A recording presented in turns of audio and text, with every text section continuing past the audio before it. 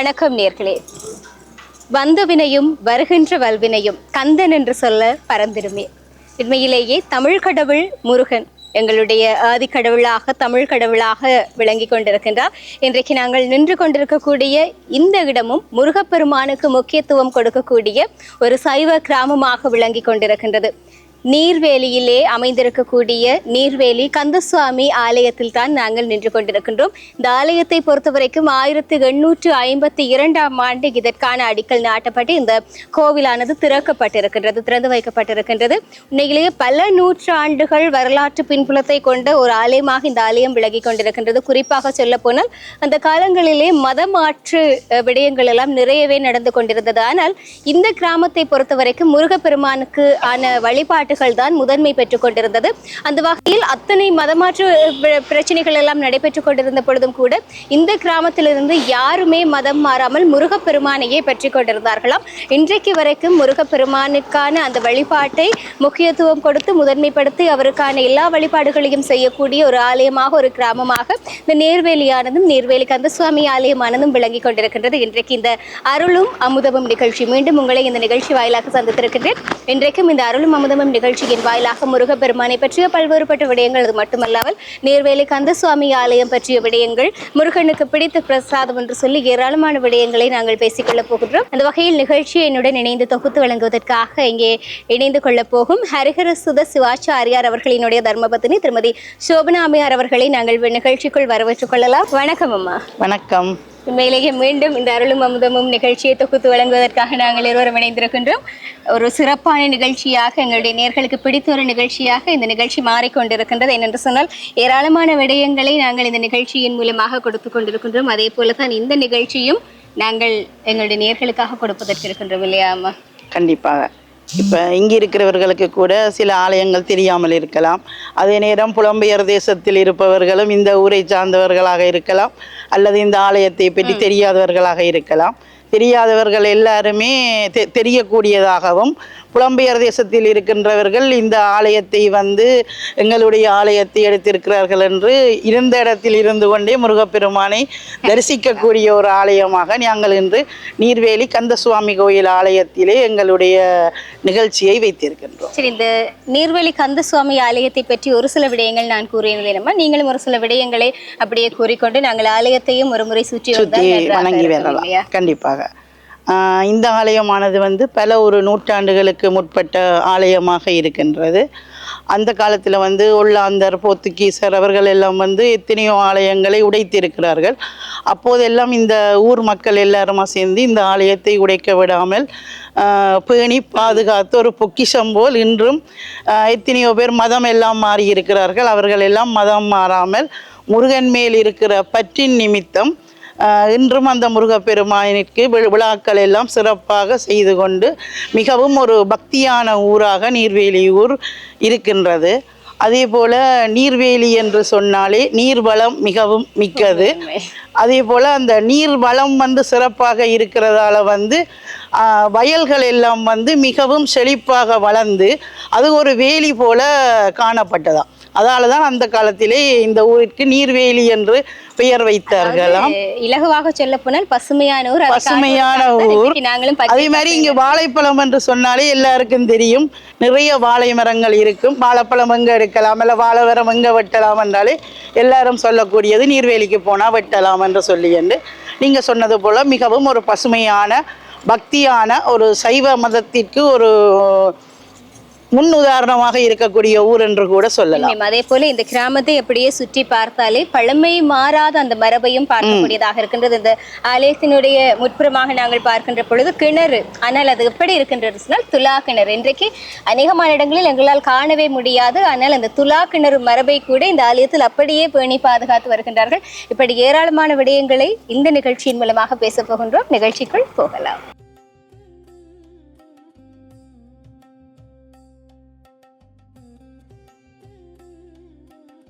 பொதுவாக யாழ்ப்பாணத்தை பொறுத்த வரைக்கும் முருகப்பெருமான் என்று சொன்னாலே முதலில் நினைவு வருவது நல்லூர் கந்தசுவாமி ஆலயம், அதுக்கு பிறகு செல்வச்சன்னதி முருகன் ஆலயம். இந்த இரண்டும் தான் முதலிலே நினைவு வரும். ஆனால் ஏராளமான நீர்வழி கந்தசுவாமி ஆலயம் போன்ற ஏராளமான பழமையான முருகன் ஆலயங்கள் இருந்து கொண்டிருக்கின்றது. பொதுவாக ஒரு சில ஆலயங்களில் தான் இந்த மூர்த்தி தலம் தீர்த்தம் ஒருங்கே இணைய பெற்ற தலங்களாக அமைந்திருக்கும் இல்லையா? இந்த கோவிலினுடைய அந்த இந்த கோயிலையும் வந்து பாத்தீங்கன்னா முன்னாடியே இருக்குது கடம்ப மரம். அதுதான் வந்து முருகனுடைய தலவிருட்சமாக இருக்கின்றது. அந்த கடம்ப மரம் பாத்தீங்கன்னா முருகனுக்கு மிகவும் பிடித்தமான ஒரு மரம். அந்த மரமே இந்த கோயிலுடைய தலவிருட்சமாக இருக்கின்றது. அதே மாதிரி இந்த ஆலயத்தில் வந்து பார்த்தீங்கன்னா நடராஜ பெருமானும் ஆறுமுக சாமியும் வந்து மிகவும் ஒரு பழமையான ஒரு சுவாமியாகவும் அந்த வேலைப்பாடுகள் எல்லாம் மிகவும் நுணுக்கமான இப்போதான் அந்த மிஷினரி அதுகள் எல்லாம் வந்திருக்கு. அந்த காலத்தில் வந்து எல்லாரும் கையால் தான் வேலை செய்தது. அப்படி கையால் வேலை செய்த காலத்திலையும் பார்த்தீங்கன்னா அவ்வளவு ஒரு துல்லியமாக நுணுக்கமாக வேலை செய்திருப்பார்கள். மிகவும் அழகான வேலைப்பாடாக இருக்கும். இன்றும் அந்த சுவாமியை வைத்துத்தான் அவர்கள் பராமரித்து பூஜை செய்து கொண்டு வருகிறார்கள். இப்போ கடைசியாக பார்த்தீங்கன்னா 2017ஆம் ஆண்டு தைப்பூச தினத்திலே தான் கும்பாபிஷேகம் நடைபெற்றது இந்த ஆலயத்திலே. அப்போ எதிர்வரும் 1ஆம் தேதி தைப்பூசத்தன்னைக்கு இங்கே கும்பாபிஷேக தினம் மிகவும் சிறப்பாக நடைபெறும். அதே போல தீர்த்தம் கூட ஆலயத்தினுடைய அமைந்திருக்கின்றது. இந்த 3 ஒருங்கி இணைய பெற்று பழைய காலத்து ஒரு ஆலயமாக இந்த ஆலயம் அமைந்து கொண்டிருக்கிறது. அதே போல இன்னும் ஒரு சிறப்பு நாங்கள் ஏற்கனவே சொல்லி இருந்தோம். இந்த கோவில் இந்த ஆலயமானது 1852ஆம் ஆண்டு நிர்மாணிக்கப்பட்டு, அதாவது கட்டப்பட்டு திறந்து வைக்கப்பட்டது சொல்லி இந்த பின்புறமாக இருக்கக்கூடிய கொடிமரம் கூட 1852ஆம் ஆண்டு கொண்டு வரப்பட்ட பழமையான ஒரு கொடிமரமாக அமைந்து கொண்டிருக்கிறது. உண்மையிலேயே சிறப்பான ஒரு விடயம். இந்த ஆலயத்தை பழமையான ஆலயங்கள் பற்றிய விடயங்களை எங்களுடைய நேர்களுக்கு பக்தர்களுக்கு கொண்டு போய் சேர்ப்பதில் உண்மையிலேயே நாங்களும் பெருமை அடைகின்றோமா. நாங்கள் அப்படியே ஆலயத்தையும் சுற்றி வர்றோம்.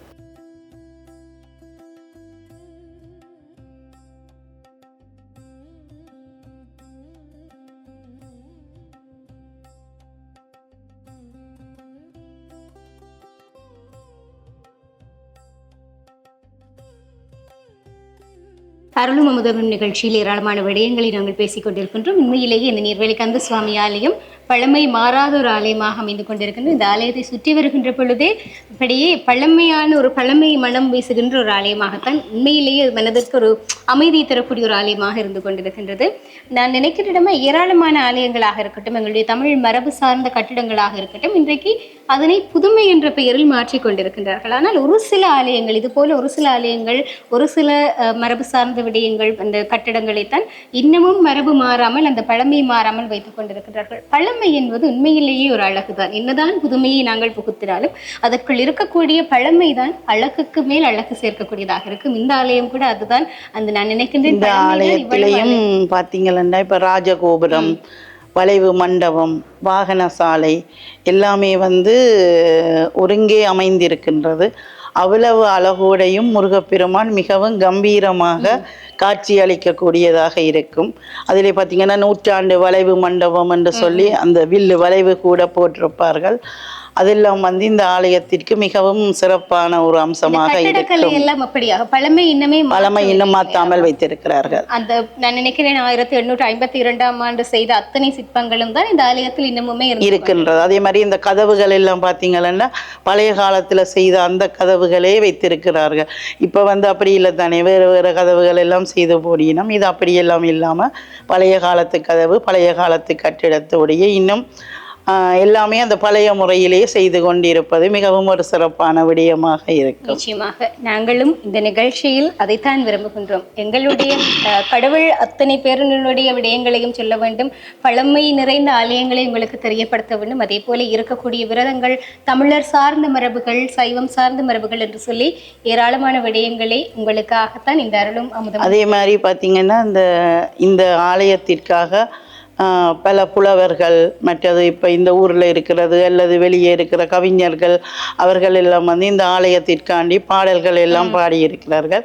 அதிலே ஒன்று முக்கியமானது பார்த்தீங்கன்னா நல்லூரில் சின்னத்தம்பி புலவர் இருந்தார் தானே, அவர் வந்து நீர்வேலி அந்தாதி என்று சொல்லி, கந்தசுவாமி அந்தாதி என்று சொல்லி ஒரு 100 பாடல்கள் வந்து பாடியிருக்கிறார். ஒரு பாடல் பெற்ற தலமாகவும் இந்த தலம் இருக்கின்றது. அந்த நிறைய கவிஞர் மாதிரி இந்த ஆலயத்திற்கு ஊஞ்சல் பாடல் எல்லாருமே எழுதி கொடுத்திருக்கிறார்கள். அதுவும் வந்து ஒரு சிறப்பான ஒரு விடயம் இந்த ஆலயத்திற்கு இருக்கிறது. நிச்சயமாக இத்தனை சிறப்புடன் இன்னும் பல விடயங்களை பார்க்கலாம். இது அருளும் அமுதமும் நிகழ்ச்சி.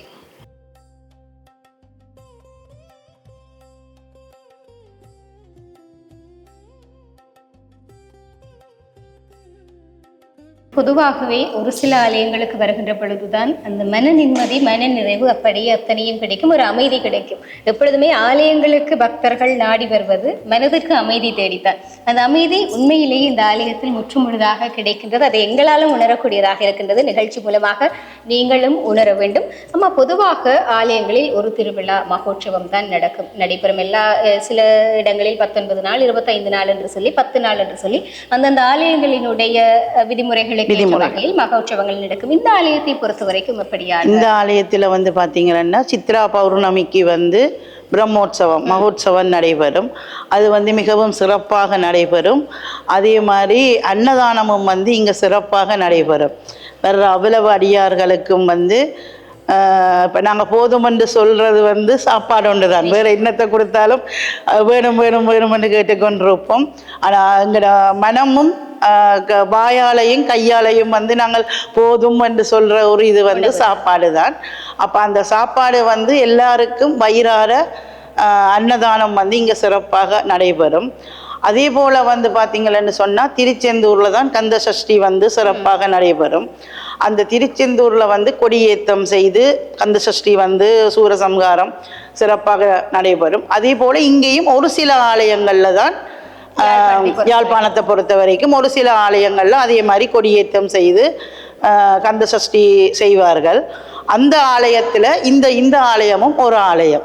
இங்கேயும் வந்து கந்த சஷ்டிக்கு வந்து கொடியேற்றம் செய்து சூரசம்ஹாரம் செய்து திருக்கல்யாணம் செய்து எல்லாம் அப்படி அந்த மரபின்படி செய்து கொண்டு வருவார்கள். அதை விட இன்னொரு மிக சிறப்பு என்னென்று சொன்னால், அந்த கந்த சஷ்டி காலத்தில் வந்து கந்த புராண படிப்பண் அந்த நாளையில் இருந்து கொஞ்சம் வயசான ஆக்கள் எல்லாம் படித்து கொண்டிருப்பினோம். இப்போ அது கொஞ்சம் கொஞ்சமாக குறைஞ்சு கொண்டு வந்துட்டுது.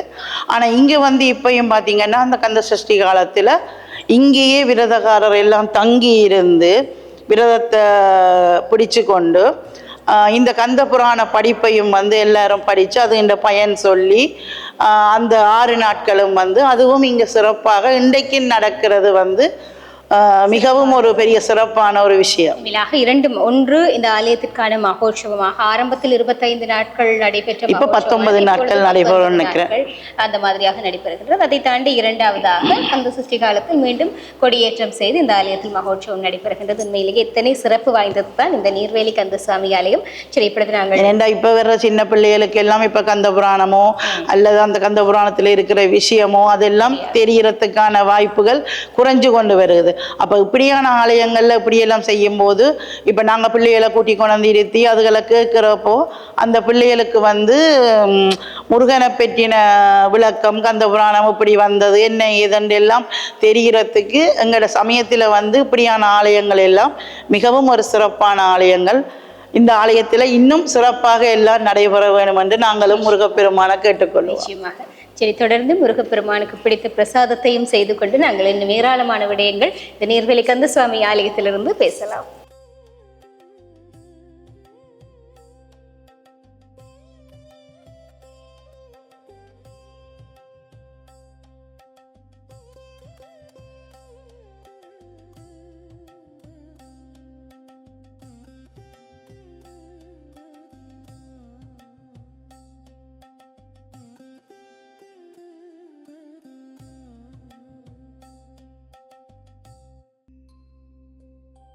சரி, அருளும் அமுதமும் நிகழ்ச்சி சிறப்பாக அமைந்து கொண்டிருக்கிறது.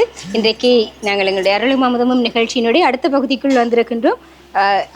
நாங்கள் எந்தெந்த ஆலயங்களுக்கு செல்கின்றோமோ எந்தெந்த கடவுளை பற்றி பேசுகின்றோமோ அவர்களுக்கு பிடித்த பிரசாதத்தையும் தயார் செய்யும். அந்த வகையில் முருகனுக்கு பிடித்தது திணை அதிகமாக என்று சொன்னால் திணைப்புலம் காத்து வள்ளியையே அவர் அப்படியே காதலித்து திருமணம் செய்து கொண்டார். ஆக இன்றைக்கு நாங்கள் திணையை வைத்து ஒரு பாயாசம் ஒன்று செய்ய போவோம். சரி, செய்து அப்படியே முருகனினுடைய அருள், முருகனினுடைய விரதங்கள் என்று சொல்லி ஏராளமான விடயங்களையும் பேசலாம்.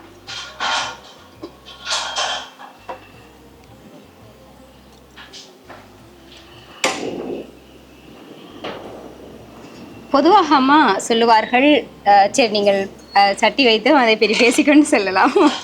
இதுக்கு வந்து திணையை வந்து முதல்ல வறுக்கணும்.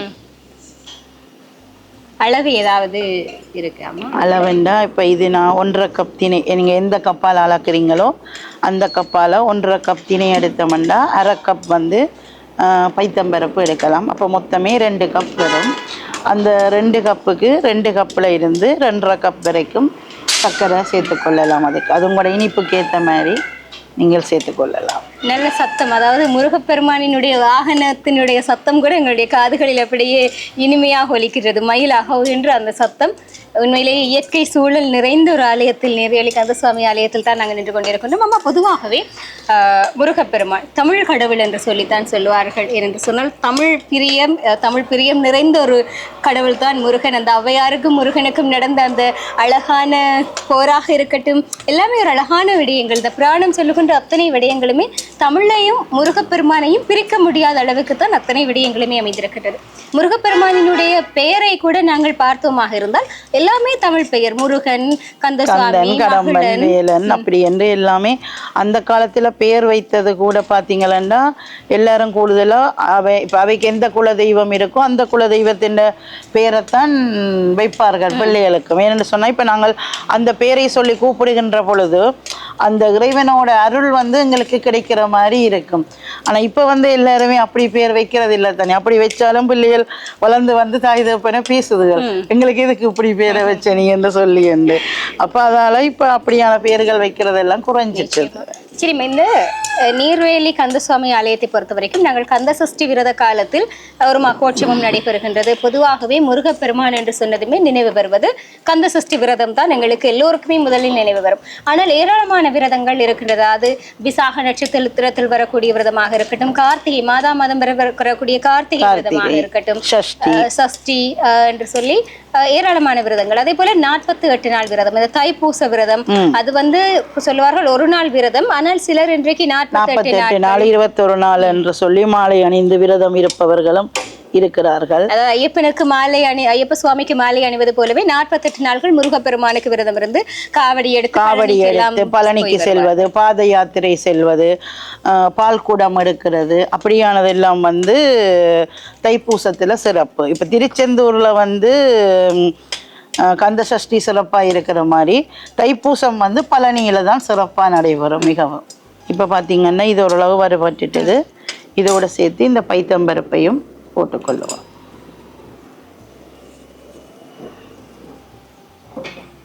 பொதுவாகவே முருகப்பெருமானினுடைய விரதங்கள் எல்லாமே ஒரே போலத்தான் வரும். நாங்கள் ஒரு சில விரதங்களை பற்றி பேசலாம். இப்பொழுது தைப்பூச விரதம் இருப்பவர்கள் எப்படியாக தங்களுடைய விரதத்தை அனுஷ்டிக்கலாம் அம்மா? அது வந்து அவர்கள் எந்த விரதமாக இருந்தாலும் இப்ப இருக்கிற காலநிலையில வந்து அவர்களுடைய உடம்பு நிலைக்கு ஏற்ற மாதிரி அவர்கள் இருந்து கொள்ளலாம். இப்ப நீங்க சொன்ன மாதிரி 48 நாளும் இருக்கலாம், 21 நாளும் இருக்கலாம், அப்படி இல்ல ஒரு நாளாவது உபவாசம் இருந்து. பொதுவாகவே தைப்பூசம் என்று சொன்னால் ஒரு நாள் விரதம் இருக்கலாம். இப்ப அந்த காலத்துல வந்து 48 நாள் 24 நாள் அப்படி இருந்து வந்தவை. இப்ப இருக்கிற ஆக்கள் வந்து பாத யாத்திரை செய்யறதும் குறைவு, இதுவும் குறைவு. அப்ப ஒரு நாள் காவடி எடுக்க போறோம், பால் குடம் எடுக்க போறோம்னு சொன்னா அந்த ஒரு நாள் வந்து உபவாசமாக இருந்து நாங்கள் எங்களோட நேர்த்திக்கடனை செய்து அந்த விரதத்தை நாங்கள் இருந்து கொள்ளலாம்.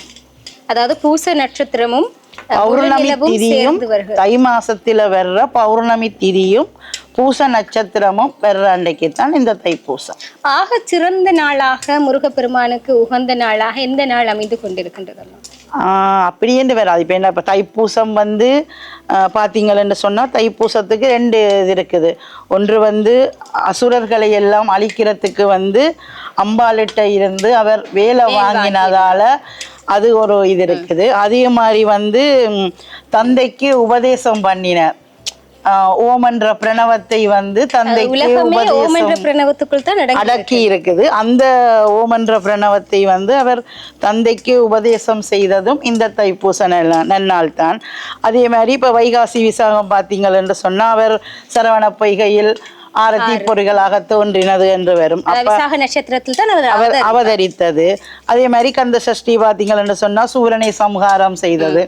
அப்போ முருகனுடைய தினங்கள் எல்லாமே அவருக்கு விசேஷமான தினமும் நல்ல தினமுமாகத்தான் இருக்குமே ஒழிய இதுதான் முக்கியம் என்று நாங்கள் சொல்ல முடியாது. பொதுவாக இந்த தைப்பூசத்தை பொறுத்த வரைக்கும் இன்னும் ஒரு சிறப்பு, அதாவது முருகப்பெருமான் அன்னையிடமிருந்து அசுரர்களை அழிப்பதற்காக வேல் வாங்கிய ஒரு நாள், ஒரு புதிய தொடக்கத்திற்கான ஒரு நாளாக அந்த நாள் அமைந்ததால் இன்றைய நாளை பொறுத்த வரைக்கும், அதாவது பொதுவாக தைப்பூச நாளை பொறுத்த வரைக்கும் புதிய நெல்லை அறுவடை செய்து விதைத்திருப்பார்கள். அந்த நெற்கதிர்களை வருடத்தினுடைய முதலாவது அறுவடை அதாகத்தான் இருக்கும், இந்த நாளில் செய்வதாகத்தான் இருக்கும். அறுவடை செய்து அந்த புதிய நெல்லை கொண்டு போய் ஆலயங்களில் வீடுகளில் எல்லாம் வைத்து பொங்கி அதை கடவுளுக்கு படைத்து வழிபாடு செய்வார்கள். அதனால் தான் கூடுதலாக இந்த நாளில் முருகப்பெருமான் ஆலயம் தைப்பூசம் என்று சொன்னால் முருகனுக்கு உகந்தது. அந்த ஆலயங்களில் ஏராளமான ஆலயங்களில் அந்த அறுவடை செய்த நெற்பயிர்களை கூட பக்தர்களுக்கு கொடுப்பார்கள். அதை கூட அந்த வீட்டு வாசல்ல வந்து எல்லாரும் கட்டுவினம், சாமி தட்டுல வைப்பினம். என்று சொன்னா எங்களோட வீட்டில் வந்து எல்லா செல்வ செழிப்போடையும் இருக்கணும், எங்களுக்கு உணவுக்கு வந்து எந்த பஞ்சமும் வந்துடக்கூடாது என்று சொல்லி வீட்டு வாசல்லையும் கட்டி சுவாமி தட்டிலையும் எல்லாரும் வைப்பினம் கொண்டாந்து. அதே போல புதியவைகளை தொடங்குவதற்கு ஒரு உகந்த நாளாகவும் இந்த தைப்பூச நாளானது அமைந்து கொண்டிருக்கின்றது இல்லையா? இப்போ இது வந்து மறுபட்டுட்டது. இப்போ நாங்கள் இதை ஒரு பாத்திரத்துக்கு மாற்றுவோம்.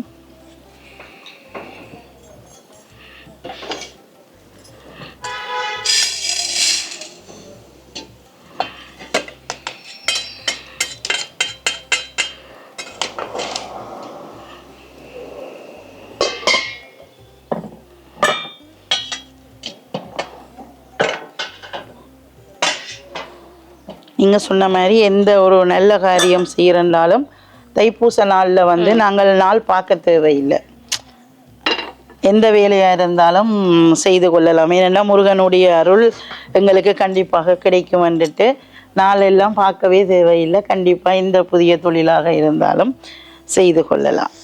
இப்போ பார்த்தீங்கன்னா இதை நல்லா கழுவிட்டு வறுத்ததுக்கு பிறகு நாங்கள் எடுத்து அதை தண்ணி ஊற்றி இதை நல்லா கழுவணும். அதே மாதிரி நீங்கள் வறுக்கிறதுக்கு முன்னாடியும் இதில் தூசு அதுகள் எல்லாம் இருக்கும். அப்போ முதல்ல ஒருக்கா வந்து நல்லா கழுவி வெயிலில் காய வச்சுட்டு தான் அதுக்கு பிறகு வறுக்கணும். ஏன்னா இதில் தூசு மண் அதுகள் எல்லாம் இருக்கும். அப்போ அதால் வந்து வறுக்கிறதுக்கு முன்னாடியும் ஒருக்கா வந்து கழுவிட்டு காய வச்சுட்டு செய்கிறது நல்லது. நம்ம பொதுவாக இந்த முருகப்பெருமானினுடைய விரதங்கள் பற்றி நாங்கள் பேசிக் கொண்டிருக்கின்றோம் இல்லையா? இந்த சஷ்டி பற்றி பேசுகின்ற பொழுது பொதுவாக சொல்வார்கள் சஷ்டியில் இருந்தால் அகப்பையில் வரும், அது வந்து சட்டியில் இருந்தால் அகப்பையில் வரும் ஒரு பழமொழி. ஆனால் அது வந்து சஷ்டியில் இருந்தால் என்பதுதான் உண்மை இல்லையா? சஷ்டியில விரதம் பிடிச்சா வந்து கண்டிப்பா எங்களுக்கு வந்து குழந்தை மடியில் கிடைக்கும் என்றதுதான் உண்மை. கருப்பையில் அதைத்தான் அது பிறகு நாளடைவில் அகப்பை என்றது கருப்பை. அது பிறகு நாளடைவில் சட்டியில் இருந்தா அப்படி என்று வந்துட்டுது. சஷ்டி விரதத்திலையும் வந்து ஒவ்வொரு மாதிரி ஒவ்வொருத்தர் விரதம். ஒரு ஆள் வந்து இப்போ மிளகும் தண்ணியும் குடிச்சிருப்பினோம், பால் பழம் சாப்பிட்டு இருப்பினோம், மத்தியானம் மட்டும் சாப்பிட்றாக்கள் இருப்பினோம், இரவில் ஒரு நேரம் சாப்பிட்றாக்கள் இருப்பினோம். இப்போ எல்லாருமே கூடுதலாக வந்து வருத்தக்காரர். அப்போ இறைவனை கும்பிடத்தான் வேணும், ஆனால் அவையின் உடம்பு நிலைக்கு ஏற்ற மாதிரி இறைவனை கும்பிட்டு கொள்ள வேணும். இப்போ நாங்கள் இதுக்கு வந்து தண்ணி விட்டுட்டு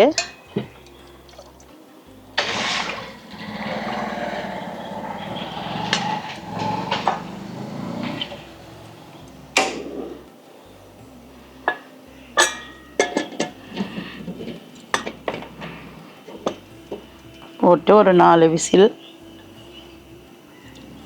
இதில் வைக்க வந்து கொஞ்சம் கிரிய ஆவியும்.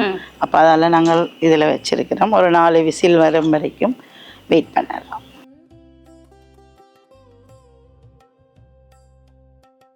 அருளும் அமுதமும் நிகழ்ச்சியுடன் இணைந்து கொண்டிருக்கின்றோம். நீர்வேலி கந்தசுவாமி ஆலயம் பழமை வாய்ந்த தமிழர் மரபுகள் சைவ மரபுகளை எடுத்து கூறக்கூடிய இந்த ஆலயத்தில் நின்று கொண்டிருக்கின்றோம். அந்த வகையில் இந்த ஆலயத்தினுடைய பரிபாலன சபை தலைவர் சீனா தயாநாதன் ஐயா அவர்கள் எங்களுடன் இணைந்திருக்கிறார். வணக்கம் ஐயா. வணக்கம் ஐயா. இந்த ஆலயம் வந்து பழமையான ஒரு ஆலயம், எத்தனையோ நூற்றாண்டுகள் கடந்த ஒரு ஆலயமாக அமைந்து கொண்டிருக்கின்றது.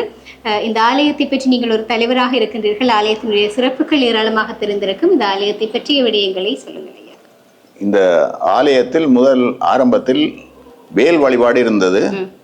பின்பு 1882ஆம் ஆண்டு இந்த கோயில் ஆரம்பிக்கப்பட்டது என்று அறிய கிடக்கிறது. ஆனால் 1840ஆம் ஆண்டு இந்த கோயிலுக்கு செய்த ஒரு முருகன் தேர் அச்சு 87ஆம் ஆண்டு இந்த இன இடப்பெயர்வுகளால் சேதமடைந்த பொழுது அந்த அச்சு இணுவில் கோப்பை வராம்பற்ற பிள்ளையார் கோயிலுக்கு கொண்டு சென்று அங்கு தேர் அமைக்கப்பட்டது. அது அங்கும் 87ஆம் ஆண்டு இது சேதமடைந்த பிறகு சிவபூமி அரும்பொருள் அகத்தில் அது வைக்கப்பட்டிருக்கிறதாக அறிய கிடக்கிறது. ஆரம்பத்தில் 1852 ஒரே ஒரு முகாமையாளர் நியமிக்கப்பட்டது பொதுமக்களால். 1877ஆம் ஆண்டு ஊர் மக்களால் 3 தர்மகர்த்தாக்கள் நியமிக்கப்பட்டார்கள். அதன் பின் 1917 1936ஆம் ஆண்டுகளில் தலா 60 கொண்ட முகாமையாளர் சபை அமைக்கப்பட்டு வந்தது. ஒவ்வொருவரும் 2 வருடங்கள் பரிபாலித்து கொண்டு வருவார்கள். 1964-65 காலப்பகுதியில் இது பரிபாலன சபையாக மாற்றம் பெற்றது. அதற்கு முன்பு இந்த சிகரம் கட்டி சப்ரத்தில் சுவாமி எழுத்து அதிகாலை வரை சின்ன மேளம் பெரிய மேள கச்சேரி எல்லாம் நடந்து வந்திருக்கின்றன. 64க்கு பிறகு இது ஒரு கட்டமைப்பான கட்டுப்பாடு மிக்க கோயிலாக உருவாக்கப்பட்டது. உண்மையிலேயே அத்தனை சிறப்பாக இருக்கிறது. நீங்கள் சொல்வதை பார்த்தால் அந்த குறிப்பிட்ட காலப்பகுதிக்கு முன்னதாகவே இந்த ஆலயத்தில் வழிபாடுகள் நடந்ததற்கான சான்றுகள் கூட அமைந்து கொண்டிருக்கின்றது. அத்தனை சிறப்பாக அமைந்திருக்கின்றது இந்த ஆலயமானது. இந்த ஆலயத்தை பொறுத்த வரைக்கும் மகோற்சவம் ஆனது எப்படியாக நடைபெற்றுக் கொண்டிருக்கிறது? சித்திரை மாத பௌர்ணமியை தீர்த்தோற்சவமாக கொண்டு 18ஆம் உபயமாக கொண்டு மொத்தம் 21 நாட்களும், கந்த சஷ்டியில் 6 நாட்களும் கொடியேறி திருவிழா நடக்கின்றன. மற்றும்படி முருகனுக்குரிய கார்த்திகை திருவிழா, தைப்பூசம், வைகாசி விசாகம், திருவம்பாவை, நவராத்திரி முதலான பூசைகள், புரட்டாதி சனி அபிஷேகங்களும் நடக்கின்றன. ஆக எத்தனையோ அபிஷேகங்கள், ஆராதனைகள், வழிபாடுகள், முருகன் பெருமானுக்குரிய அத்தனை சிறப்புகளையும் கூறுகின்ற ஒரு ஆலயமாக விளங்கி கொண்டிருக்கின்றது ஐயா. இன்னும் இந்த ஆலயத்தினுடைய பணிகளும் இந்த ஆலயத்தினுடைய சிறப்புகளும் மேன்மடைய வேண்டும் என்று சொல்லி இந்த நேரத்தில் நாங்களும் முருகப்பெருமானை வழிபட்டுக் கொள்கின்றோம். நன்றி. வணக்கம்.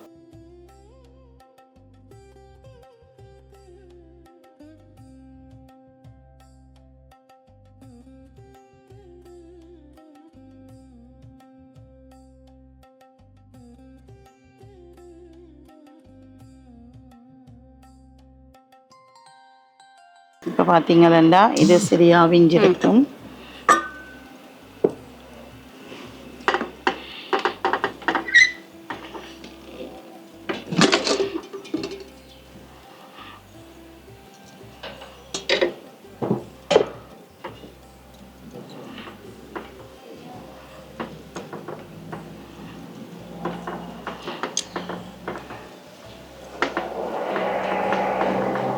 இது நல்லா விஞ்சிட்டுது. ஒருக்கா நாங்கள் இப்படி மசிச்சு விட்டோம்னா இன்னும் நல்லா கரைஞ்சி வந்துடும்.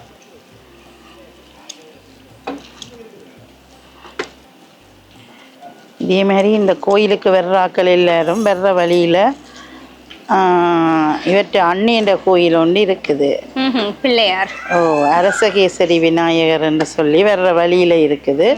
இங்கே வார எல்லாருமே கூடுதலாக வரைக்குள்ள அண்ணாவை கும்பிட்டு அவர்கிட்ட அருளை வேண்டிட்டு தானா தம்பிகிட்ட வந்து அண்ணாவையும் கும்பிட்டு நாங்கள் அண்ணா எங்களுக்கு அருள் வந்துட்டார், நீயும் அருளை தாப்பான்னு சொல்லி அந்த வர்றது வந்து ஒரு ஐதீகமாகவே அப்படியே நம்பி வர்ற எல்லாருமே பின்ன விநாயகரை கும்பிட்டுட்டு தானா இங்கே வரையினம்மா.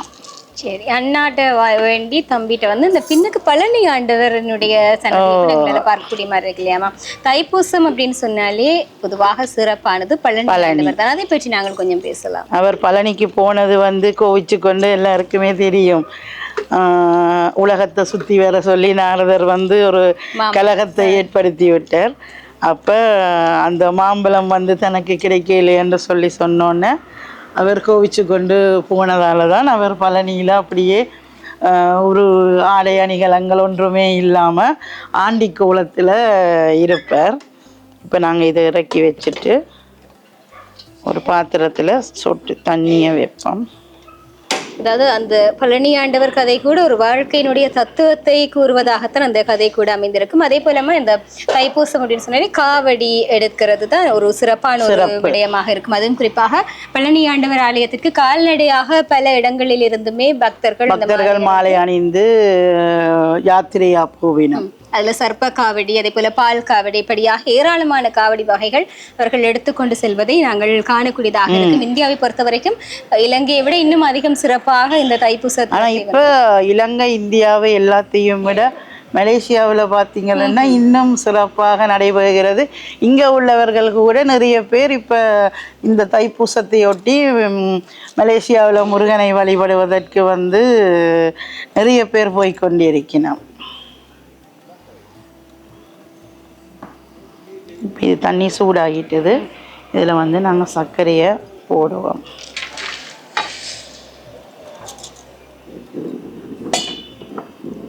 அதே மாதிரி முருகனுக்கு வந்து 6 படை வீடு இருக்குது. 6 படை வீட்டிலையும் அவர் வந்து ஒவ்வொரு இடத்துலையும் ஒவ்வொரு இதில் இருக்கிறார்.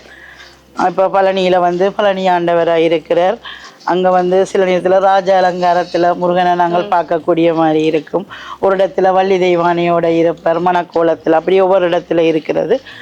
அதே மாதிரி இப்போ நாங்கள் தைப்பூசத்துக்கு வந்து அவர் அந்த பிரணவத்தை வந்து அப்பாவுக்கு உபதேசித்தது சொன்ன நாங்கள் தானே. அப்போ அப்படி வந்து அவர் சுவாமிக்கே வந்து பிரணவத்தை அவர் உபதேசம் செய்ததால் அவருக்கு வந்து சுவாமிநாத சுவாமி என்றும் ஒரு பெயர் இருக்கிறது. அது அவர் எங்கே செய்தவர் என்று சொன்னால் சுவாமி மலையில் செய்தவர். அப்போ சுவாமி மலையில் செய்ததால் சுவாமி மலையில் வந்து அங்கே இன்னொரு விசேஷம் இருக்குது. என்னென்னு சொன்னால் இப்போ எல்லாரும் கூடுதலாக 60ஆம் கல்யாணம் சஷ்டியப்த பூர்த்தி என்று செய்வினம் தானே. அது வந்து கூடுதலாக வந்து திருக்கடையூரில் தான் எல்லாரும் செய்கிறது. ஏனென்று சொன்னால் அங்கே வந்து அந்த ஜமனியே வென்றது என்ற ஒரு கதை இருக்குத்தானே. அப்போ அதால் வந்து எல்லாரும் கூடுதலாக திருக்கடையூர் அபிராமி கோயிலில் தான் செய்கிறது. அதே மாதிரி இங்கேயும் வந்து என்னென்று சொன்னீங்கள் என்று சொன்னால் இந்த 60ஆம் கல்யாணத்துக்கும் இதுக்கும் ஒரு சம்பந்தம் இருக்குது. என்னென்று சொன்னால் அங்கே வந்து 60 படிக்கட்டுகள் இருக்குது கோயிலில் வந்து. அப்போ தமிழ் ஆண்டுகளும் வந்து 60 இருக்குது. அப்போ இப்போ ஒவ்வொரு வருஷம் ஒவ்வொரு மாதிரி பிறக்கும் தானே. இப்போ விசுவாவசு வருடம் அப்படி என்று ஒவ்வொரு வருடமும் பிறக்குது தானே. அப்போ இந்த 60ஆம் கல்யாணம் சஷ்டியப்த பூர்த்தி என்று சொன்னால் நாங்கள் பிறந்த வருடம் வந்து திருப்பி அப்படியே வரும். 60 ஆண்டு கழித்து திருப்பி 61ஆவது ஆண்டு வரும்போது நாங்கள் வந்து இவ்வளவு நாளும் எந்த நோய் நொடியும் இல்லாமல் இருந்து வாழ்ந்து இனியும் நீண்ட ஆயுளோட சிறப்பாக வாழ வேணும் என்று சொல்லி என்று இதன்றது. அப்போ வந்து அந்த எங்களோட சஷ்டியப்த பூர்த்தி இதில் வந்து நாங்கள் எந்த ஆண்டில் பிறந்தோமோ அந்த ஆண்டுக்குரிய படிப்பு. நான் இப்போ ஒரு பேச்சுக்கு நான் அந்த 17ஆவது பேர் வேறு ஆண்டில் பிறந்திருந்தேன் என்று சொன்னால் அந்த படிக்கட்டில் போய் நின்று நான் முருகப்பெருமானை வேண்டி இவ்வளவு காலமும் நான் நோய் நொடி இல்லாமல் வாழ நீ எனக்கு அருள் கொடுத்த நீ அப்பா, இதே மாதிரி நான் இன்னும் வாழ வேணும் என்று சொல்லி முருகப்பெருமானிட்ட தம்பதி சமேதராக போய் நின்று வணங்கினா முருகனுடைய அருள் கிடைக்கும்ன்றது ஒரு ஐதீகம். இதை வந்து எனக்கு ஒரு ஆள் சொன்னது. அப்போ எனக்கு தெரிஞ்சதை நான் மற்ற ஆக்களுக்கும் சொல்கிறேன். அப்போ 60ஆம் கல்யாணம் எல்லாருக்கும் போய் சில பேருக்கு செய்கிறதுக்கு வசதி இல்லாமல் அப்படி இருக்கலாம். அப்போ சரியாக அந்த டேட்டில் போகாட்டியே நாங்கள் 60ஆம் கல்யாணத்துக்கு முன்னுக்கு பின்னுக்கு வேறு ஏதாவது ஒரு தேவையாக தென்னை இந்தியாவுக்கு போனோம்னு சொன்னால் கண்டிப்பாக நாங்கள் இந்த ஆலயத்திற்கு போனோம்னா அந்த ஆலயத்தில் வந்து இப்படி இதே மாதிரி படிக்கட்டு இருக்கும். அதில் நின்று வணங்கி நாங்கள் முருகன் அருளை பெற்றுக்கொண்டு வரக்கூடிய மாதிரி இருக்கும். இப்போ பார்த்திங்கன்னா சர்க்கரை நல்லா கரைஞ்சிட்டுது. இப்போ நாங்கள் இதில் அவிச்சு வச்ச எங்களோட திணையையும் பைத்தம்பருப்பையும் இதில் சேர்த்து கொள்ளுவோம்.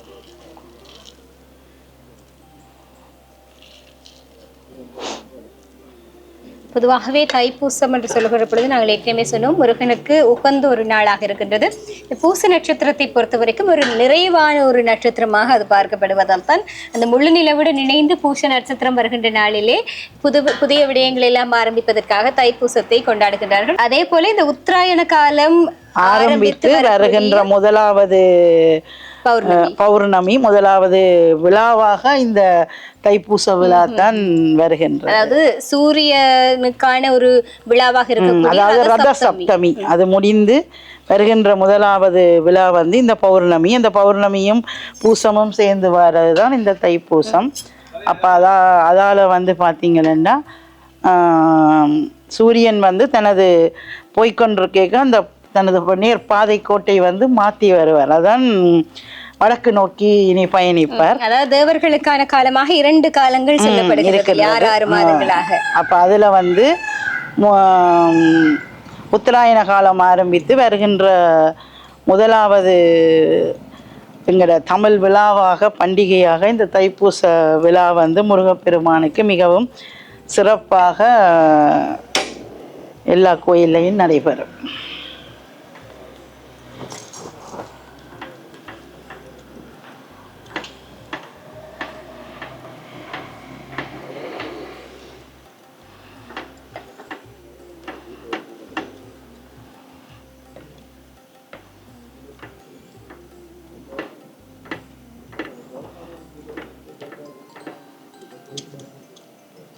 பொதுவாக தமிழர்களினுடைய மரபு, அதாவது இந்து சமயத்துடன் இணைந்ததுதான் தமிழர்களினுடைய மரபாக இருக்கின்றது.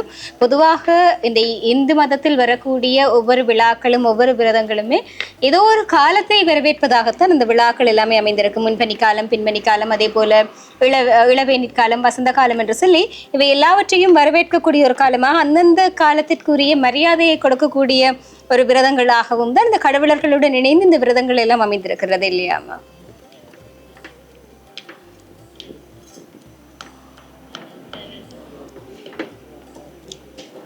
அதே போல் இந்த தைப்பூச விரதத்தை வந்து நாங்கள் பிடிக்கின்ற பொழுது முருகப்பெருமான் வந்து அம்பாளிடத்தில் வேலை வாங்கி அசுரர்களை அழித்ததாக ஒரு வரலாறு உண்டு. அப்போ அதே மாதிரி நாங்கள் இந்த தைப்பூசத்தை விரதத்தை பிடிக்கின்ற போதும் எங்களுக்கு உள்ளே இருக்கின்ற தீய குணங்கள், அதாவது எங்களை சுற்றி உள்ள எதிரிகள் எல்லாரையும் அழித்து எங்கள் மனதில் வந்து நல்ல எண்ணங்களை வரவழைத்து எங்களை சுற்றி எங்களுக்கு இப்போ நாங்கள் கொஞ்சம் நல்லா வந்துட்டோம்னா உடனே என்ன சொன்னாங்க, வேற அவன் நல்லா வந்துட்டான் அப்படி எண்ணங்களை பார்த்து 4 பேர் எரிச்சல் படுவினம். அப்படியான இதுகளை எல்லாம் வந்து முருகப்பெருமான் வந்து எங்களை காவாந்து பண்ணி எங்களோட மனதிலையும் நாங்கள் அப்படி மெட்டாக்களை பார்த்து நினைக்காத அளவுக்கு எங்கள் மனதிலையும் ஒரு நல்ல எண்ணத்தை வரவழைத்து நல்ல வாழ்வை வந்து எங்களுக்கு கொடுப்பார். அதே மாதிரி இப்போ சில பேருக்கு குழந்தை பேர் இல்லாமல் இருக்கலாம், சில பேருக்கு வந்து தொழிலில் நஷ்டங்கள் தொடர்ந்து வந்து கொண்டிருக்கலாம். அப்படியானவர்கள் எல்லாம் வந்து இப்படியான விரத காலம், இப்போ செவ்வாய்க்கிழமை, சஷ்டி அதுகளெல்லாம் நாங்கள் சொல்லி இருக்கிறோம் முதலிய முருகனுக்கு இப்போ சிறப்பான நாட்கள் உண்டு. அப்படியான எல்லா நாட்களிலையும் உங்களுக்கு முருகனை கும்பிட முடியாட்டியும் இப்படியான நாட்கள்லையாவது நீங்கள் வீட்டில் இருந்தோ அல்லது இவ்வாறான அமைதியான ஆலயங்களில் வந்திருந்தோ முருகனுக்கு கண்டிப்பாக கந்த சஷ்டி கவசம், கந்தல் அலங்காரம், கந்தர் அனுபூதி எவ்வளவோ இருக்குது முருக கடவுளுக்கென்று. கடைசி அப்படி இல்லாட்டி ஒரு 108 போற்றி ஏதோ ஒன்றும் இல்லையா, ஆக குறைஞ்சது கடைசி முருகா அரோகரா என்று சொல்லி கொண்டாவது நாங்கள் முருகனை நினைச்ச ஒரு அரமணத்தியாலும் மன நிம்மதியோடு கும்பிட்டாலே கண்டிப்பாக எங்களுக்கு ஒரு நல்ல ஒரு வாழ்வு கிடைக்கும். அதே போல தைப்பூசம் என்று சொன்னாலே யாழ்ப்பாணத்தை பொறுத்த வரைக்கும் நினைவு வருவது மஞ்சம் தான். இணுவில் கந்தசுவாமி ஆலயத்திலே உலக பெருமஞ்சம், அது சுற்றி வருவது தைப்பூசத்திற்கே உரிய ஒரு சிறப்பாக யாழ்ப்பாணத்தை பொறுத்த வரைக்கும் அமைந்து கொண்டிருக்கிறது. அதே போல நல்லூர் கந்தசுவாமி ஆலயத்திலுமே மஞ்சம் அப்படியே இங்கேயும் மஞ்சம் செய்கிறார்கள். கும்பாபிஷேக தினம் வந்து காலையிலே நடைபெற்றதும் மாலை வந்து மஞ்சள் திருவிழா செய்கிறார்கள். இணுவில் கந்தசுவாமி ஆலயத்தில் இருக்கக்கூடிய மஞ்சம் பற்றி கொஞ்சம் பேசலாம் அம்மா. தைப்பூசத்திலே சிறப்பாக இருக்கும், அது எப்படி உலகமே வியந்து பார்க்கிற அளவுக்கு இருக்கும். இப்போ வந்து சில ஆண்டுகளாக காலையிலே பால்குட பவனி எல்லாம் எடுத்து அந்த மருதநாள் மலம் பைரவர் ஆலயத்தில் இருந்து பால்குட பவனி எல்லாம் எடுத்து வந்து மிகவும் சிறப்பாக அந்த விழாவை செய்கிறார்கள். இந்த விழாவுக்காண்டி கூட எத்தனையோ பேர் புலம்பெயர் தேசங்களில் இருந்து இங்கே வந்து அந்த விழாவை மிகவும் சிறப்பாக செய்து கொண்டிருப்பதும் மிகவும் ஒரு பாராட்டத்தக்க விஷயம். ஏன்னா நாங்கள் கூட இங்கே இருந்துட்டு இன்றைக்கு கோயிலுக்கு போவோம் என்று சொல்லி போட்டு என்ன நினைப்போம், சரி இன்றைக்கு வேணா முருகன் என்ன ஒரு நாளைக்கு போவோம் என்று கொஞ்சம் சலிப்பாக கூட இருப்போம். ஆனால் அவர்கள் வந்து புலம்பெயர் தேசத்தில் இருந்தாலும் இங்கு உள்ள ஆலயங்களில் தங்களுடைய ஊர் கோயில் நாங்கள் இந்த திருவிழாவுக்கு போக வேண்டும் என்று சொல்லி மிகவும் ஒரு ஆர்வத்தோடு வந்து நின்று வந்து நிற்கிறது மட்டும் இல்லாமல் சகல வேலைகளையும் அவையிலேயே எடுத்து போட்டு அன்னதானம் பரிமாறதா இருந்தா என்ன, கோயில் கூட்டுறதா இருந்தா என்ன, ஒரு வாழை மரம் கட்டுறதா இருந்தா என்ன, எல்லா வேலைகளையும் அவர்களே இழுத்து போட்டு செய்து கொண்டே இருப்பார்கள்.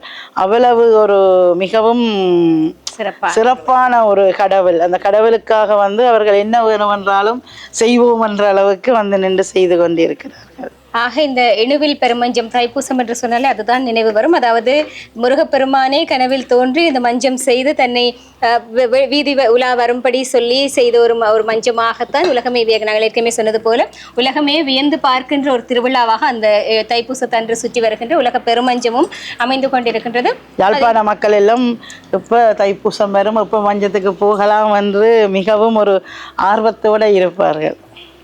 அதாவது முதலிலே சுற்றி வருகின்ற பொழுது ஆடிக்கொண்டு வரக்கூடிய மஞ்சம் இப்பொழுது அந்த ஆட்டம் எல்லாம் இல்லாமல் செய்திருக்கின்றார்கள்.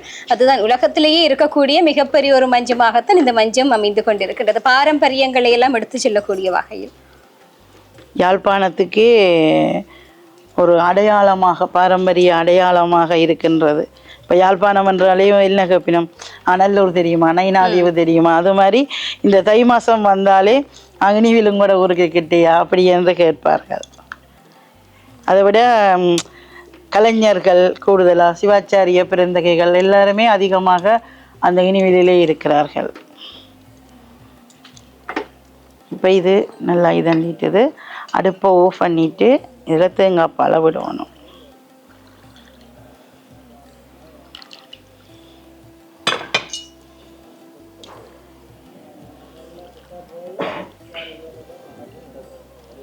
தேங்காய் பாலை விட்டு லைட்டாக மிக்ஸ் பண்ணிவிட்டு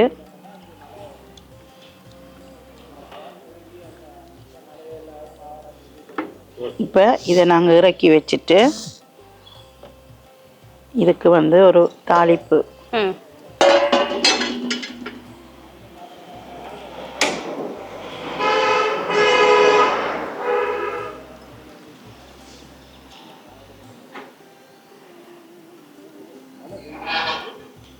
நெடுவில் கந்தசுவாமி ஆலயம் பற்றி பேசிக் கொண்டிருந்தோம். ஏராளமான இந்தியாவிலிருந்து ஏராளமானோர் வருகை தரக்கூடிய ஒரு ஆலயமாகவும் இந்த ஆலயம் பிரசித்தி பெற்ற ஒரு சண்முக ஆலயமாக அந்த ஆலயம் விளங்கி கொண்டிருக்கின்றது. திருமுருக கிருபானந்த வாரியார் அவர்கள் கூட அதிகமாக வரக்கூடிய ஒரு ஆலயமாக இந்த ஆலயமும் அந்த எணுவில் ஆலயம் அமைந்து கொண்டிருக்கின்றது இல்லையா, அமைந்திருந்த ஒரு ஆலயமாக இருக்கின்றது. அதே போன்று அங்கு உள்ள சண்முக பெருமானும் இந்த நீர்வேலி கந்தசுவாமி ஆலயத்திலே இருக்கின்ற சண்முக பெருமானும் வந்து மிகவும் ஒரு பார்க்க ஒரு என்ன சொல்றது, ஒரு கம்பீரமாக அழகாக எங்கள் பார்த்தால் இப்போ நாங்கள் பார்த்து கொண்டே இருக்கலாம். அந்த அளவுக்கு மிகவும் ஒரு அழகா, முருகன் என்றாலே அழகுதான் இருந்தாலும் அதிலையும் இந்த ரெண்டு முருகப்பெருமானம் வந்து மிகவும் அழகாக இருக்கும். அதே மாதிரி எங்கள் நல்லூரில் இருக்கிற சண்முகரையும் வந்து பார்த்தால், ஆறுமுக சாமியையும் பார்த்தால் நாங்கள் பார்த்து கொண்டே இருக்கலாம். இப்போ நெய் காஞ்சிட்டுது. இதில் வந்து முந்திரியை போடலாம்.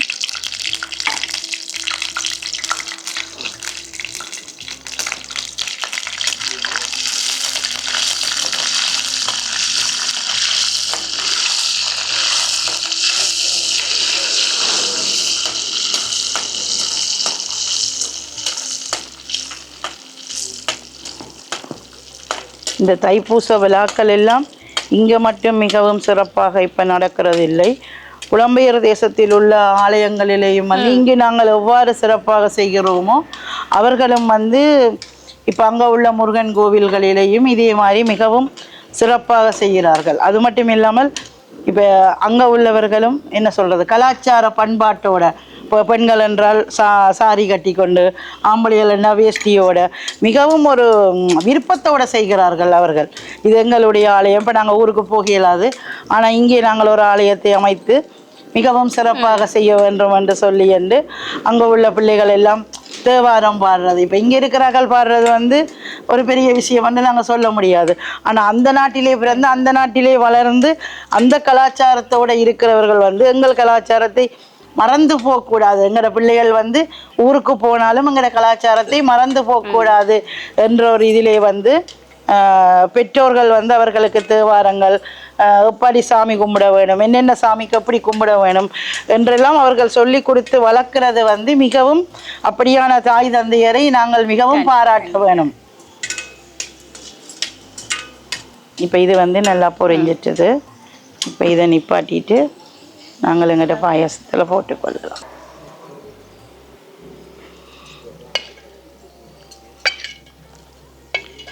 இப்போ வந்து நாங்கள் தாளிச்சதை பாயாசத்தில் போட்டு மிக்ஸ் பண்ணிக்கொள்வோம். இதெல்லாம் வந்து அளவண்டியில் எங்களோட விருப்பம், எவ்வளவு வேணுமென்றாலும் நாங்கள் போட்டுக்கொள்ளலாம்.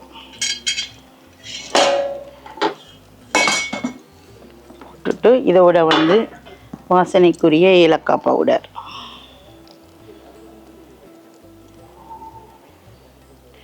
சுக்கோட வாசனை பிடித்தவர்கள் வந்து கூடுதலாக கோயில் பிரசாதம்ண்டா சுக்கு சேர்ப்பினம்.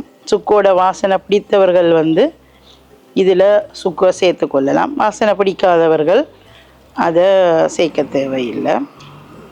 அதே மாதிரி முருகன் என்றாலே எல்லாரும் கூடுதலாக என்ன சொல்கிறது, முருகனுக்கு தேனும் தினை மாவும் மிகவும் ஒரு பிடிக்கும் என்று. அப்போ நாங்களும் அதே மாதிரி இன்றைக்கி வந்து முருகனுக்கு தினை மாவில் வந்து ஒரு விளக்கு கொண்டு போட்டு நாங்களும் நல்லா இருக்கணும், எங்களோட கேபிட்டல் சொந்தங்கள் எல்லாரும் நல்லா இருக்கணும், இந்த உலகத்தில் வாழ்கிற அனைத்து ஜீவராசிகளும் நல்லா இருக்கணும் என்று வேண்டி நாங்களும் இந்த திணை விளக்க போடுவோம்.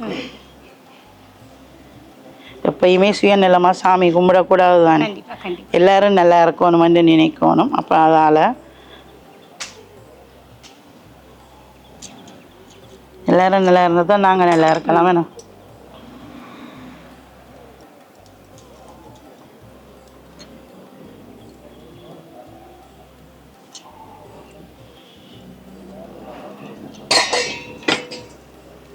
இதோட நாட்டு சர்க்கரை,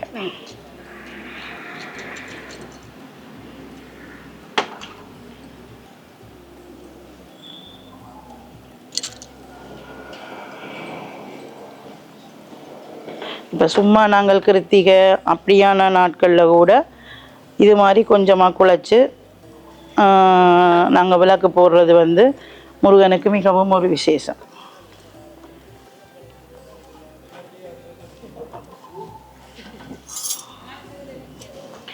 நாங்கள் விளக்கத்துக்கு பயபக்தியாக கும்பிட்றோமோ, விளக்கத்துக்கு முருகனுக்கு செய்கிறோமோ, அந்தளவுக்கு முருகன் எங்களுக்கு கண்டிப்பாக எல்லாவற்றையும் வாரி வழங்கி தருவேன்.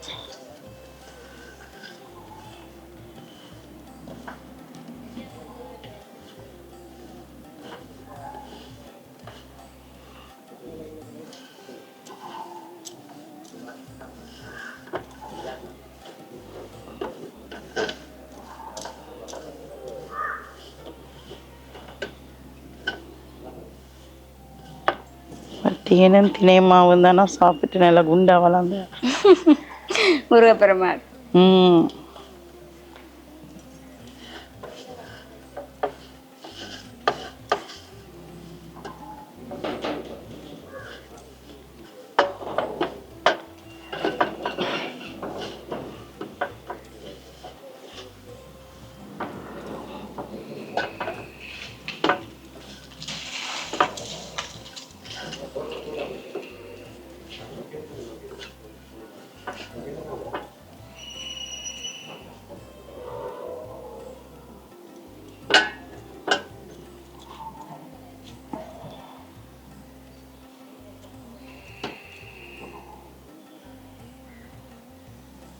இது அப்படியே விளக்கு மாதிரி செய்தும் வைக்கலாம். அப்படி இல்லைன்னா அப்படி ஒரு கிண்ணத்தில் அமர்த்திட்டு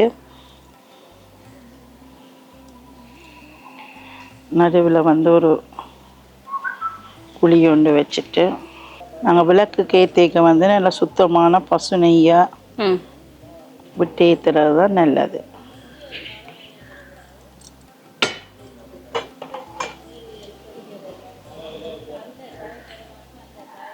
அதே மாதிரி இந்த திரியல்லையும் வந்து பார்த்திங்கன்னா ஒவ்வொரு திரி இருக்குது. ஒவ்வொரு திரியில் ஏற்றிக்கல வந்து ஒவ்வொரு தாமரை திரி, பஞ்சு திரி, நூல் திரி என்ற ஒவ்வொரு திரியல் இருக்குது. ஒவ்வொரு திரியில் ஏற்றும் போதும் ஒவ்வொரு பலன் கிடைக்கும். அது மாதிரி எண்ணெயில் ஏற்றிக்க ஒரு பலன் கிடைக்கும், நெய்யில் ஏற்றிக்க ஒவ்வொரு பலன் கிடைக்கும். அது எங்களுக்கு எது விருப்பமோ, எங்கள்கிட்ட எது வசதியாக இருக்குதோ அதை வச்சு நாங்கள் கடவுளை கும்பிட்டு கொள்ளலாம்.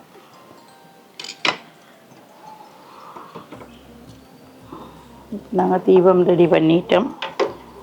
அடுத்தது நாங்கள் செய்த பாயாசம்.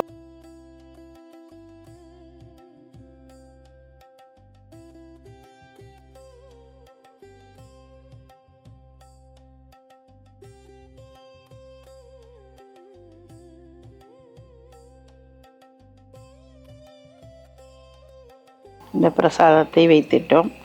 இப்போ இதை நாங்கள் முருகனுக்கு வந்து வச்சு வழிபாடு செய்து கொள்ளலாம்.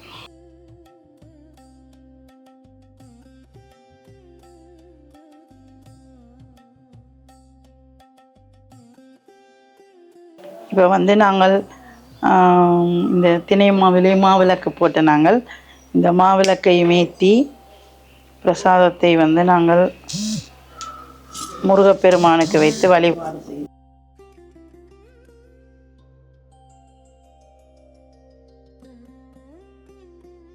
அருளும் அமுதமும் நிகழ்ச்சி நீர்வேலி கந்தசுவாமி ஆலயத்திலே இன்றைக்கு நாங்கள் ஏராளமான விடயங்களை முருகப்பெருமான் பற்றி பேசியிருக்கின்றோம். இந்த கந்தசுவாமி ஆலயம் பற்றி பேசியிருக்கின்றோம். உண்மையிலேயே முருகப்பெருமான் தமிழ் கடவுள் எல்லோருக்கும் பிடித்த ஒரு கடவுளாக இருந்து கொண்டிருக்கின்றார்.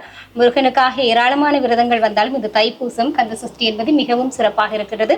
இணைவில் சண்முக பெருமான் அவ்வளவு தூரம் சக்தி வாய்ந்தவர். அதற்கு பிறகு இங்கே இருக்கக்கூடிய சண்முக பெருமானும் சக்தி வாய்ந்தவராகவும் அழகான மூலவராகவும் விளங்கி கொண்டிருக்கின்றார்கள். ஆகவே எல்லாத்தையும் விட சிறப்பு இந்த தைப்பூச நன்னாளிலே இந்த கந்தசுவாமி ஆலயத்திலே சென்ற ஆண்டு குடமுழுக்கு, அதாவது கும்பாபிஷேகம் நடைபெற்றது. மிகவும் ஒரு சிறப்பான விடயம். ஆகவே இந்த தைப்பூசத்திலும் இங்கே சங்காபிஷேகம், சாயங்காலம் மஞ்சள் திருவிழா எல்லாமே சிறப்பாக நடைபெறும்.